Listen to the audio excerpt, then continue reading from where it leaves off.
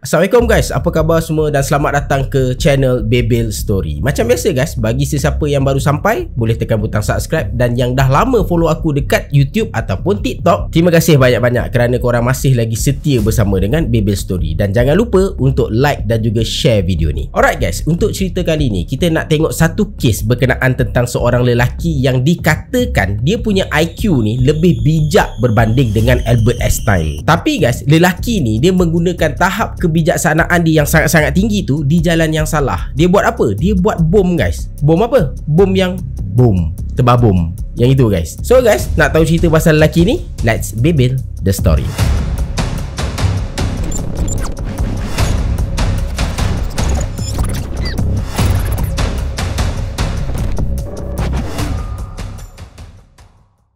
Plot cerita ni aku start pada 25 Mei 1978. Ada seorang profesor ni, dia bekerja dekat Northwestern University. Nama dia Buckley Chris. Satu hari dia ada dapat satu paket tau, macam kotak daripada seorang pengirim yang dia sendiri pun tak kenal. So disebabkan dia rasa curiga dengan kotak yang dia dapat ni, dia panggil security untuk check kotak tu sama-sama dengan dia. Nak tak nak, suka tak suka, nama pun check kan, mesti buka punya lah kotak tu. Bila dia orang buka kotak tu guys, tiba-tiba kotak tu meletup. Yang untungnya dekat sini, Profesor Buckley dengan security yang tolong cek kotak tu terselamat daripada kejadian ni. Pada 15 November 1979, kejadian yang sama berulang guys. Tapi kali ni bukan berlaku dekat universiti, dia berlaku dekat American Airlines. Pesawat American Airlines ni pada awalnya dia akan terbang daripada Chicago pergi ke Washington. Masa take off, nothing happen, tak ada apa-apa yang berlaku, semuanya normal. Tapi bila pesawat ni dah terbang sampai ke tahap ketinggian tertentu, tiba-tiba kargo pesawat tu berasap. Bila dah berasap, of course lah pilot mesti menggelabahnya kan. So diorang terpaksa lah untuk emergency landing dan investigate apa sebenarnya yang berlaku. Bila diorang check, diorang jumpa satu kotak yang berisi bom buatan sendiri dalam kargo pesawat tu. Dan benda ni lah punca kepada kargo tu berasap. So dalam kes kedua ni, FBI turun padang untuk investigate apa sebenarnya yang berlaku. Sebabnya cubaan nak letupkan pesawat dikategorikan sebagai federal offense. So dekat sinilah titik mulanya FBI cari siapa pelaku kepada benda-benda ni semua. Bila FBI buat investigation, kesimpulan awal yang diorang dapat adalah orang yang melakukan benda ni bukan orang yang biasa-biasa, bukan orang yang kaleng-kaleng. Sebabnya teknologi yang digunakan dekat bom buatan tu sangat-sangat impresif. Bom tu dia akan aktif bila berada dekat dalam tekanan yang tinggi. Maksudnya bila kapal terbang tu take off, makin tinggi kapal terbang tu naik, tekanan yang ada dekat dalam pesawat tu juga akan jadi makin tinggi. So akibat daripada tekanan yang tinggi dalam kapal terbang tu, so dekat situlah jadi pemicu kepada bom tu boleh trigger. Tapi untungnya bom ni tak meletup masa kapal terbang tu tengah naik. FBI pula, diorang try segala cara untuk cari suspek, tapi diorang tak boleh nak kaitkan sesiapa pun secara solid dalam kes tu pada awalnya. Dan pada masa ni juga FBI tahu diorang berdepan dengan orang yang sangat-sangat genius. Bukan kata dia genius sebab dia mencipta satu teknologi yang kalau diikutkan teknologi tu orang biasa-biasa takkan boleh buat. Tetapi orang ni juga pandai untuk tutup jenayah dia supaya tak dapat dikesan oleh pihak berkuasa. Walaupun badan penyiasatan tu adalah satu badan yang sangat-sangat efisien dalam melakukan penyiasatan.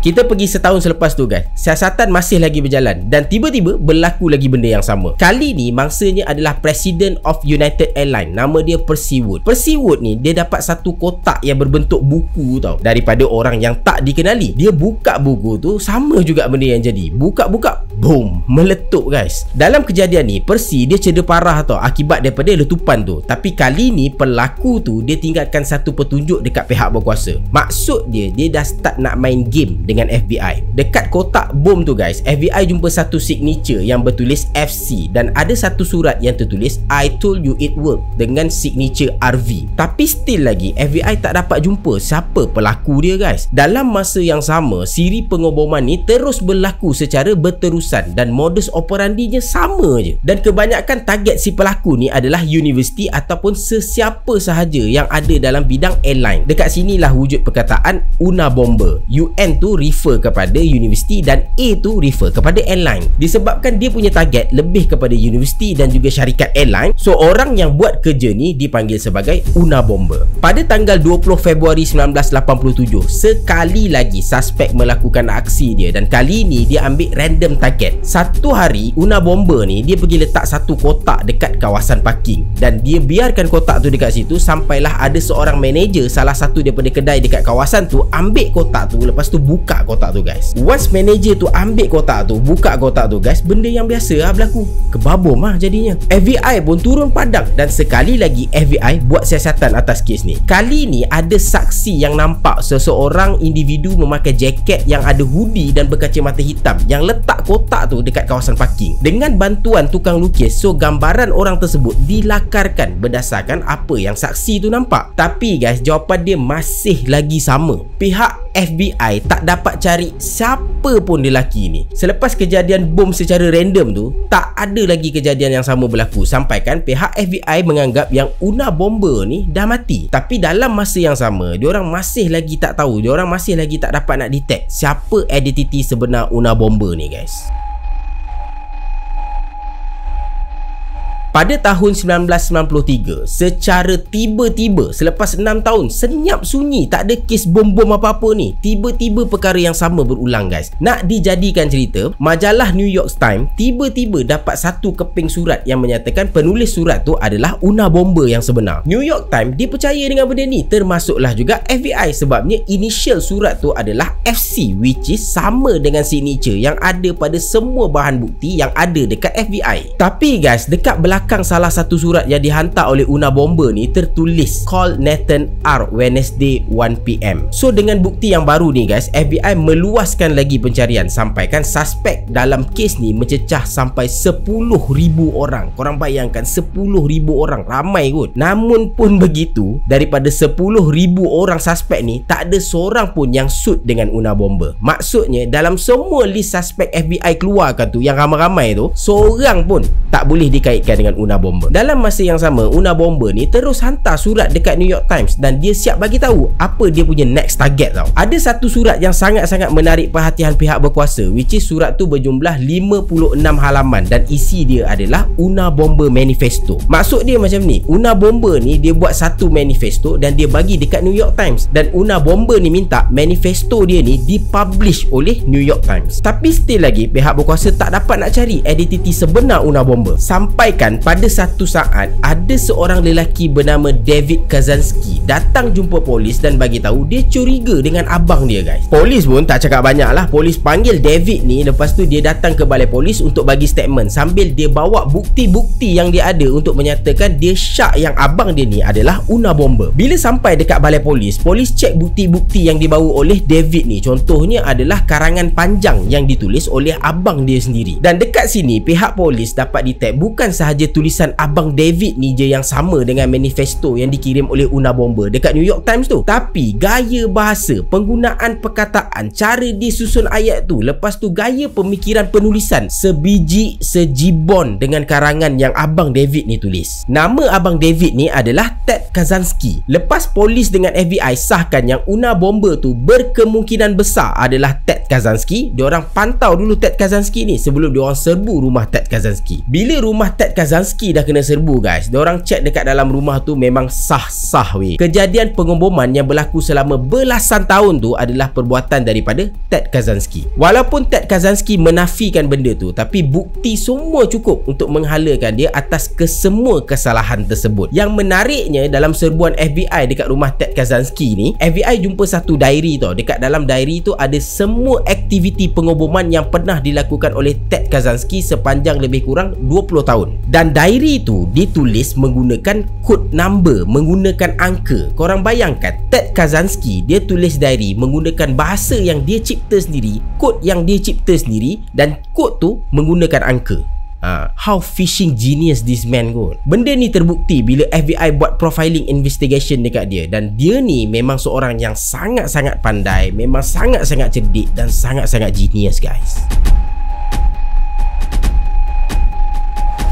Ted Kaczynski ni dia memang bijak daripada kecil. Dia sangat suka dengan subjek kimia dan juga matematik. Tapi dia ni adalah seorang yang sangat-sangat introvert, which is dia tak suka nak bersosial dengan orang lain. Bila buat IQ test, Ted Kaczynski ni dia punya skor adalah 167 dan skor ni adalah lebih tinggi daripada Albert Einstein, guys. Ted Kaczynski pernah berkuliah dekat Harvard University dan dia habiskan kuliah tu dalam tempoh 3 tahun je. Lepas tu guys, dia sambung PhD dekat University of Michigan. Dia juga pernah jadi seorang pensyarah dekat University of California, tapi last kali dia berhenti jadi pensyarah sebab dia ada masalah dengan diri dia, guys. Masalah apa? Masalah introvert dia tu. Masalah dia tak pandai nak bersosial dengan orang lain tu. Dia kan tak tahu nak bersosial dengan orang lain, dan jadi pensyarah tu adalah benda yang sangat-sangat susah bagi dia, guys. Masalah ni jadi lagi serius bila Ted Kaczynski memutuskan hubungan dengan family dia dan dia tinggal jauh daripada orang ramai. So start daripada situlah apa sahaja kegiatan Ted Kaczynski ni orang lain tak tahu, even dia punya family pun. Ted Kaczynski ni juga adalah manusia yang sangat tidak suka kepada perkembangan teknologi. Ideologi dia yang tak sukakan teknologi ni dia ada tulis dekat dalam manifesto yang dia kirim dekat New York Times untuk dipublishkan tu. Dan dia juga cerita bahaya perkembangan teknologi dalam masyarakat awam. Kok lah korang ada masa, bolehlah korang pergi baca apa yang Ted Kaczynski tulis dalam manifesto dia tu, dan banyak benda yang dia tulis tu terbukti pada zaman sekarang ni. Pada akhirnya Ted Kaczynski ni dijatuhkan hukuman penjara seumur hidup atas kesalahan teror yang dia lakukan, guys.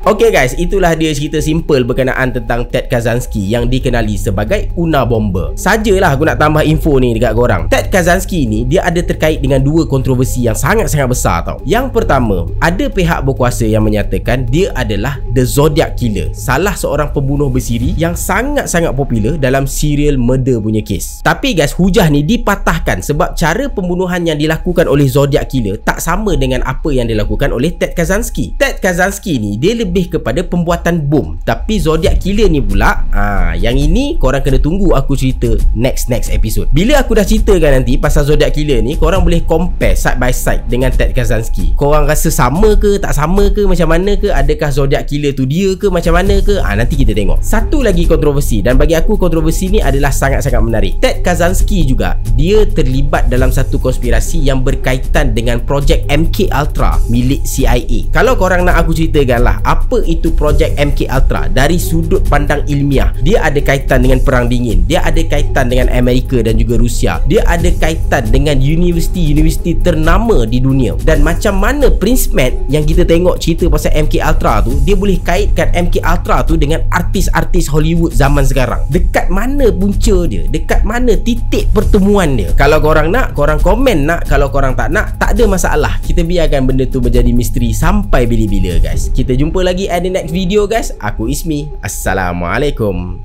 Ciao.